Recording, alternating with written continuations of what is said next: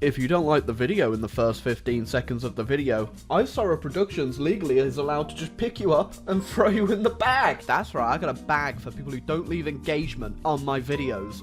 I'm that crazy. But don't worry, I'll let you out of the bag if you buy my merch. Link in the description. Wink. But yeah, enough dilly-dallying around. I've left this for way too long. I know in Victoria 2 I was saying I was going to do all great powers and every person that could become a great power, and I was really savouring it till probably the end of the Victoria 2 saga on this channel. I'm not saying this is the end just yet, but we're getting pretty damn close, so that means it's time for the clogs. Now, the Netherlands is actually a pretty formidable power, believe it or not. You can have a lot of money being made because you own all of Indonesia, and for second off, you can get all of Belgium back as you have cores on it, which is just really fun. The only downside is you don't really have any good population, so you can never really get a big army. But we're not going to have to worry about that with Belgium, because even though Belgium's protected by Britain, they're not a very great ally for them, because if you ally Britain straight away, which you can't do, they'll just join the war against them. Remind me never to just ally Britain ever in this game. Then once you take out Belgium, look at that.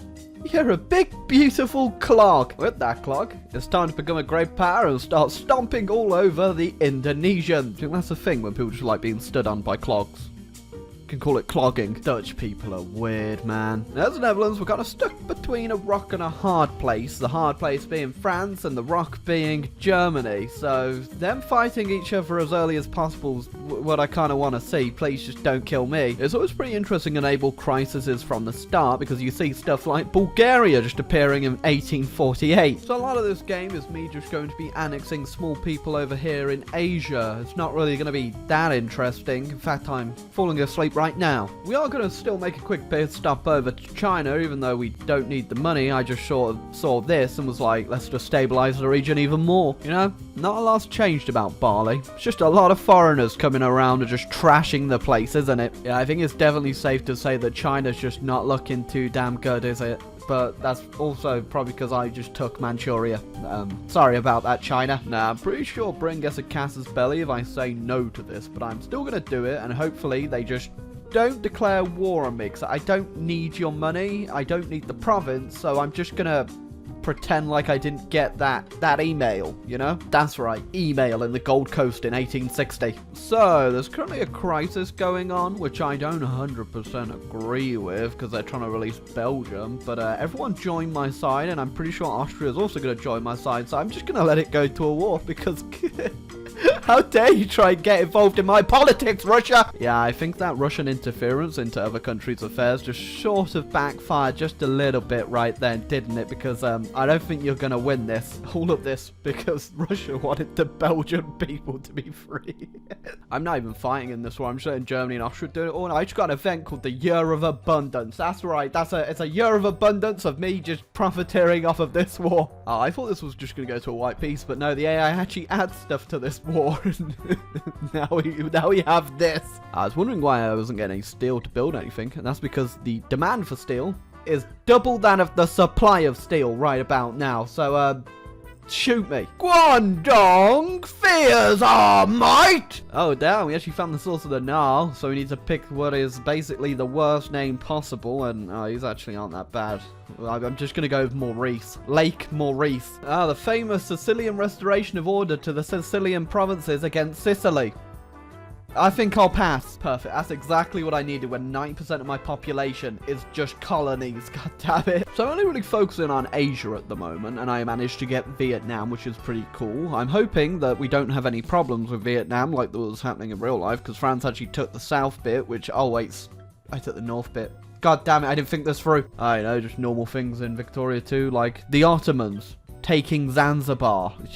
When the hell did this happen? Oh, they're just giving me more land over in Vietnam, and now I feel incredibly uncomfortable.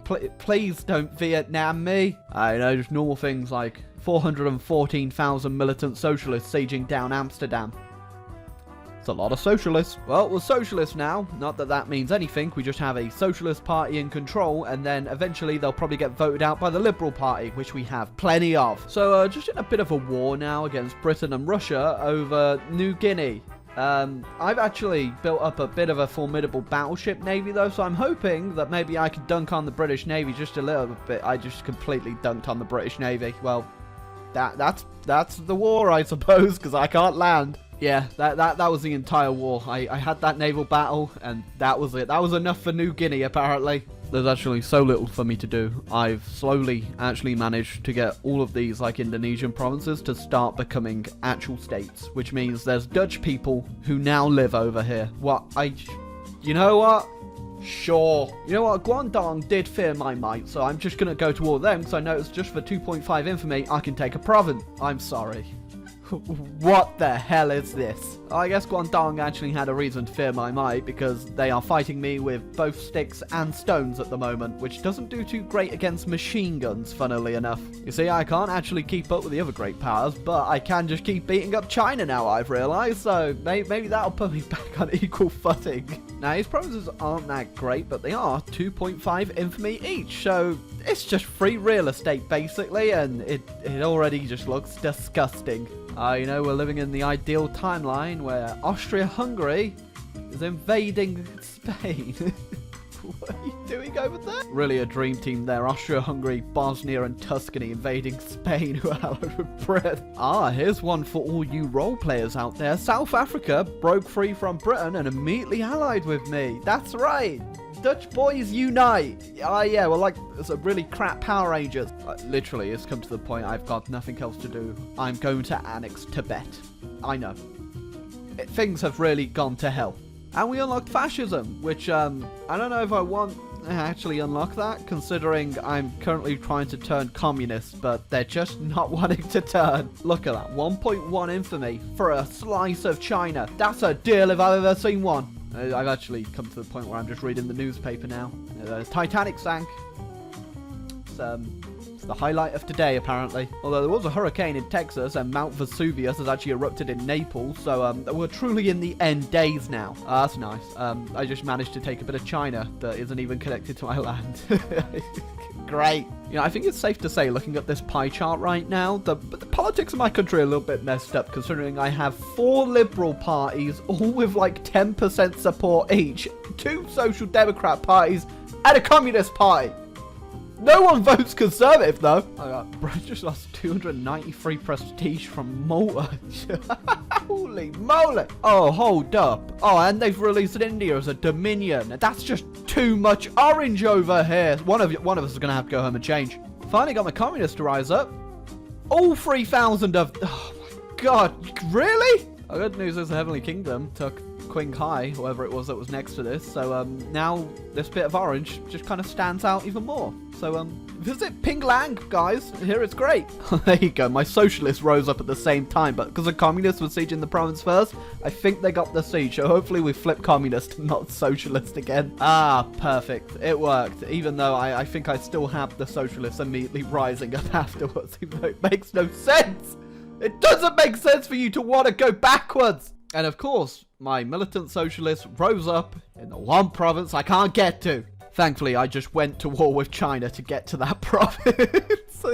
I took some land in the same time and ruined their name placement. Just a quick note, it's 1916. Italy still looks like this. There's been no great wars. So I'm just going to go ahead and start one now because it's 1918 and the world is way too peaceful. There you go. We got ourselves a great war. Me and Germany versus Britain and Russia and also Portugal. And we're already winning 34%. How we won? Oh yeah, might have something to do with that, honestly. Switching up from the usual strat, instead we're going to invade Scotland this time, and I'm actually defending on this mountain against Britain. As you can see, I'm doing a lot of damage, but I get the feeling this is also going to be one of those really long battles. So it's 1919 now. Let's see when it actually ends. Right, clearly Albania doesn't have the newspaper, because they don't exactly know that we're kind of busy right now. And my allies getting invaded by France. Nice one, Germany. You know, just casual normal things like Liberia somehow managing to get over here to siege me out. Look at the sea. How? Well, looks like that battle's finally ending. When was it start? Like 1919? It's 1926 now. So, was that like 7 years? 7 years of a battle. So there you go. In that battle that lasted 6 to 7 years, I killed 1.6 million British people. I think it's 1.6 million because it's gone off the screen. And I got 303 war score for that. Right, so we're going to leave it off today anyway. I hope you enjoyed the video. Hope you leave a like at the subscribe button down below. This is a pretty fun game regardless. The Dutch aren't my favourite people to play as because it's just it's a bit finicky. You can't really do much to the end game. But we did manage to beat Britain in that very, very long battle. But I don't know how much more Victoria 2 videos we're going to do. There's not many more countries I can play as. I might do a few fun ones, a few releasable nations. I haven't really decided yet. But if you've got any suggestions or mods, leave them down below. And who owns Africa exactly? That's a bit confusing.